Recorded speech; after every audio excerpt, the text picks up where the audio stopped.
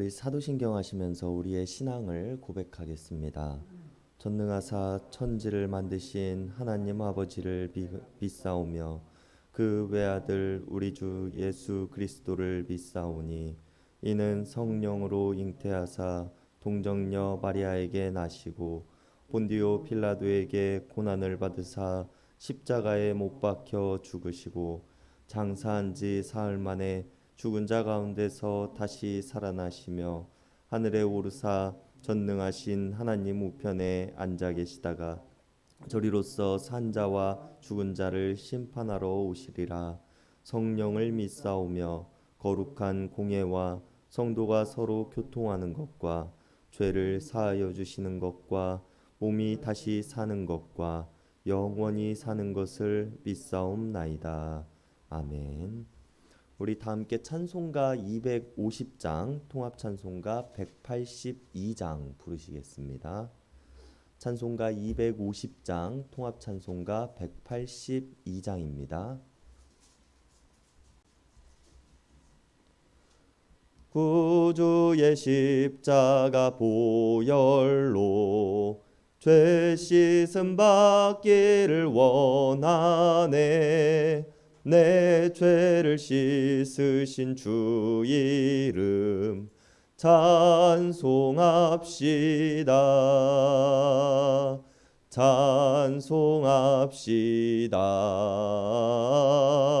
찬송합시다. 내 죄를 씻으신 주 이름 찬송합시다. 죄악을 속하여 주신 주 내 속에 들어와 계시네. 십자가 앞에서 주 이름 찬송합시다. 찬송합시다. 찬송합시다. 내 죄를 씻으신 주 이름 찬송합시다. 주 앞에 흐르는 생명수 날 씻어 정하게 하셨네. 내 기쁨 정성을 다하여 찬송합시다. 찬송합시다. 찬송합시다. 내 죄를 씻으신 주 이름 찬송합시다. 내 주께 회개한 생명은 생명수 가운데 젖었네. 흠없고 순전한 주 이름 찬송합시다. 찬송합시다. 찬송합시다. 내 죄를 씻으신 주 이름 찬송합시다.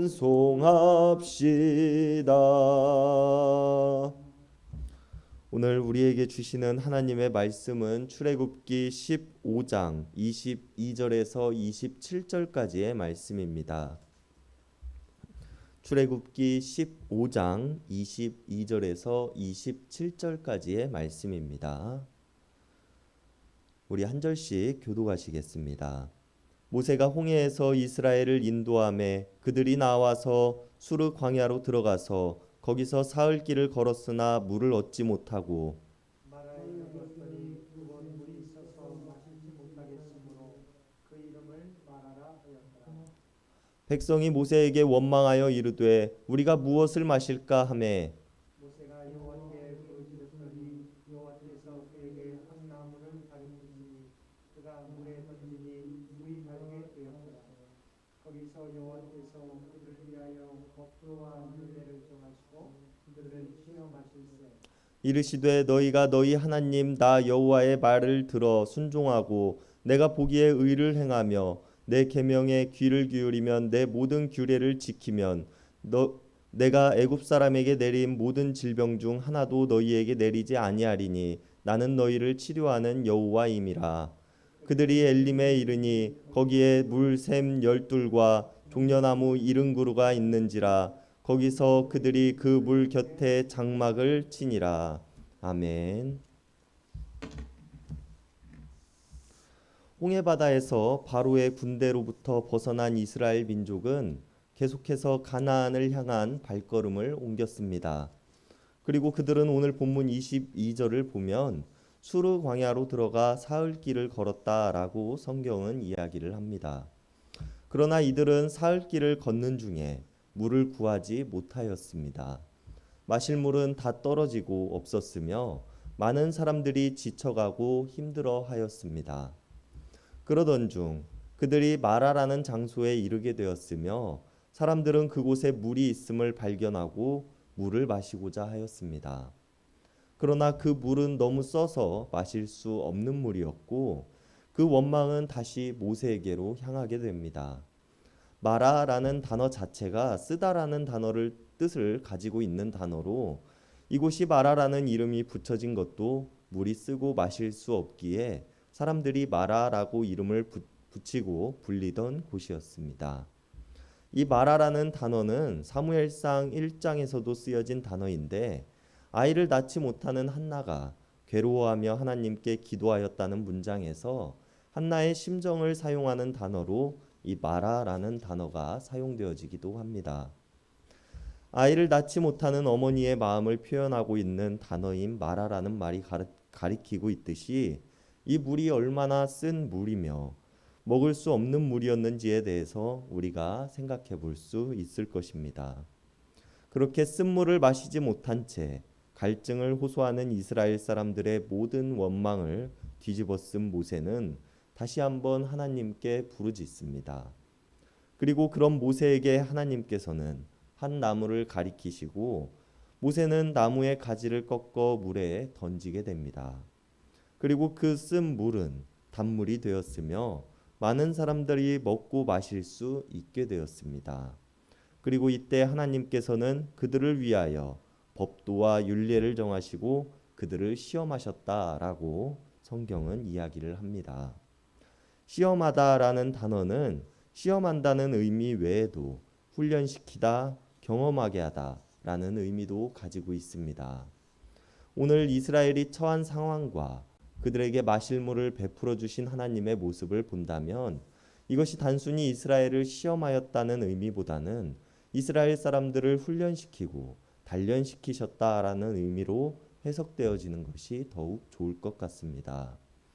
그리고 이러한 훈련과 단련을 통하여 하나님께서 이스라엘 민족들에게 가르치고자 하셨던 것이 있습니다. 오늘 본문 26절에 나타나고 있는 말씀인데요. 26절의 말씀에서 하나님께서는 이스라엘 민족들에게 하나님의 말씀에 순종해야 하며 하나님께서 보시기에 의를 행하여야 하고 하나님의 계명에 귀를 기울이고 하나님의 모든 규례를 지켜야 한다고 말씀하십니다. 바로 하나님의 말씀에 순종하고 하나님의 뜻에 따라 살아가야 함을 훈련시키고자 하셨다는 것입니다. 이것은 무엇을 의미하고 있는 말일까요?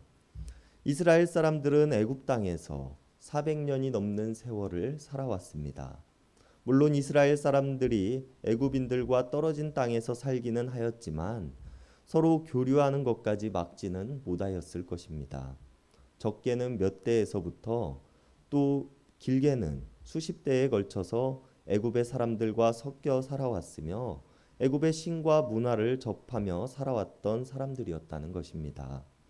그리고 그들에게 있어서 바로와 애굽의 사람들이 믿는 신, 애굽의 문화가 낯설지 않았을 것입니다.